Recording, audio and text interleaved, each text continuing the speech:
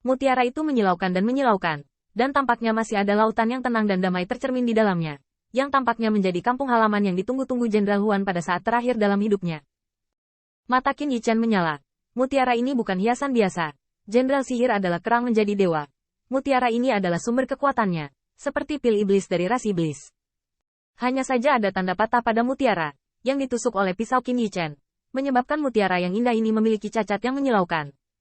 Dan partikel-partikel cahaya seperti pasir para dewa Tao dengan cepat melewati celah-celah, dan mata Qin Yichen melintas. Barang bagus. Untuk saat ini, aku tidak bisa bertemu dengan kekuatan besar lainnya di Istana Kekaisaran. Qin Yichen melihat sekeliling. Dia harus menghilang sebentar sebelum dia muncul kembali sebelum dia bisa menjelaskan kekuatan lain yang dia pahami.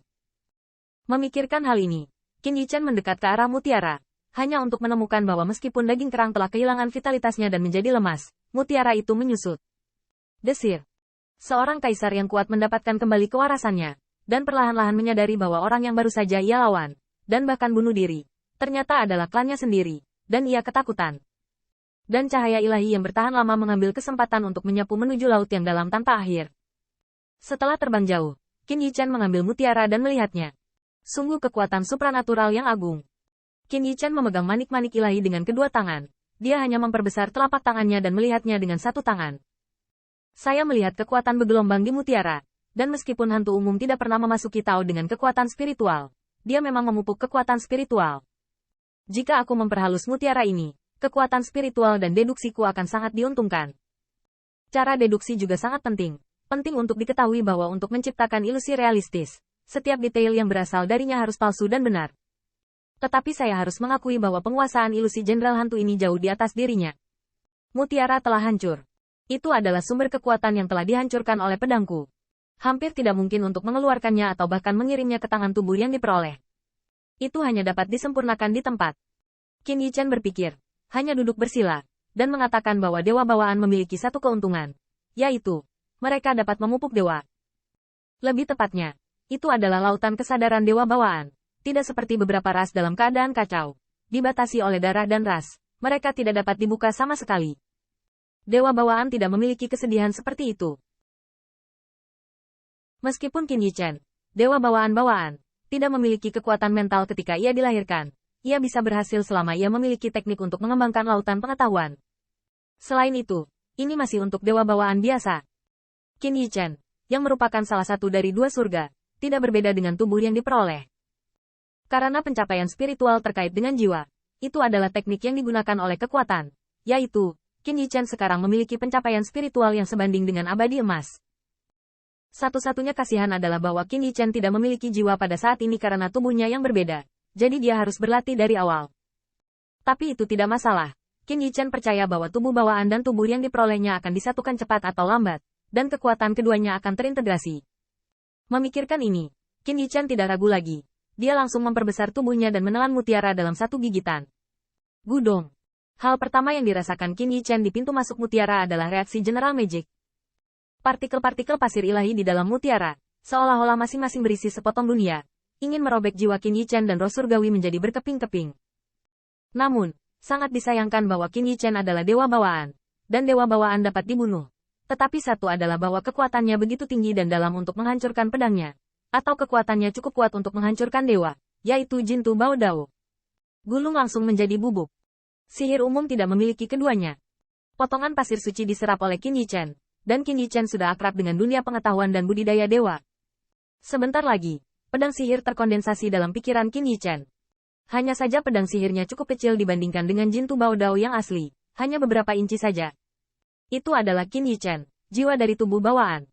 Namun, kekuatan magis General Magical Orb sangat luar biasa, dan segera mendukung semangat primordial Qin Yichen untuk berkembang. 10 inci. 20 inci. Sampai inci ke-35, saya melihat awan guntur di laut biru. Kesengsaraan surgawi. Bencana itu adalah semacam reaksi balik terhadap kekuatan makhluk untuk memata-matai surga dan bumi. Sebuah bencana. Tidak peduli apakah Anda bepergian selama 9 hari atau bersembunyi di dasar laut Jiuyu. Akhir dunia, Anda tidak dapat melarikan diri dari bencana ini. Tetapi di hadapan awan yang mengepul, Qin Yichen sangat berhati-hati. Gemuruh. Tinggi datang. Tapi Qin Yichen tidak bisa menahannya. Setelah waktu yang lama, Qin Yichen merasakan jiwa lebih dari 3 kaki di benaknya, dan tidak bisa menunjukkan kegembiraannya. Sayangnya, jika manik ilahi ini tidak rusak dan diserap oleh tubuhku, mungkin itu akan dapat mempengaruhi jiwa menjadi dewa. Qin Yichen menghela nafas, dan ketika dia membunuh Jenderal Ilusi, dia tahu betul bahwa yang terakhir berencana untuk menghancurkan Dewa Or. Hari ini, jiwa primordial Qin Yichen adalah 30 inci, sedangkan tubuh bawaan adalah 35 inci. Betapa tiraninya jika kedua surga itu satu? Tentu saja, setelah dua surga bersatu, kekuatan roh primordial bukanlah metode penambahan dan pengurangan yang sederhana. Jika tidak, jika demikian, maka saya tidak tahu berapa banyak budidaya kuat yang akan dikloning. Dan setiap unit akan mengumpulkan beberapa inci roh primordial dan menang secara kuantitas. Tapi jangan lupa, jiwa Qin Yichen awalnya marah. Kedua surga itu satu, ada kemungkinan bahwa jiwa akan mengenai para dewa. Selain itu, manfaat orb sihir Jenderal Sihir tidak hanya kekuatan mental, tetapi juga kondensasi ilusi. Dan Qin Yichen menebak dengan benar, Jenderal Sihir adalah dewa, dan cara pencerahan adalah cara ilusi. Menggunakan kekuatan Dao untuk berubah menjadi ilusi, ditambah dengan kekuatan mental. Setelah itu tenggelam ke dalam gengsi Dao. Kecuali aku bisa memotong gengsi Dao dari cacat sesaat seperti yang aku lakukan sekarang. Kalau tidak, Qin Yichen memikirkannya, tapi sangat disayangkan bahwa bola ilahi rusak, dan Dao Wei juga tidak lengkap karena ini. Tidak mungkin untuk mendapatkan 10 biaya Jenderal Sihir dengan menyerap bola ilahi. Dan untuk mengkondensasi ilusi dan cara psikedelik, ilusi Jenderal harus di atasnya. Dan Qin Yichen membiarkan tubuh yang didapat berkeliaran di 3000 pengadilan Tao, menuju rumah surga-surga, untuk menyelidiki dan meneliti. Tubuh bawaan secara bertahap menjadi lebih kecil dan berubah menjadi penampilan normal, dan merasakan jiwa pedang suci di benaknya, dan hanya merasa bahwa jiwa itu cukup tajam. Mungkin, aku bisa menggunakan ini untuk menciptakan teknik pedang yang berspesialisasi dalam menerobos ilusi dan semua jenis ilusi. Bagaimanapun, Taoisme Qin Yichen sekarang memiliki serangan khusus pada Dao Wei musuh, dan pemusnahan gerakan antagonis dari daging dan dewa-dewa. Hal ini perlu untuk memahami trik lain untuk memecahkan kesalahan.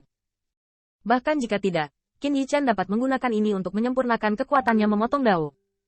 Lagi pula, niat awalnya untuk menciptakan Dao adalah memotong semua jalan dengan satu pedang.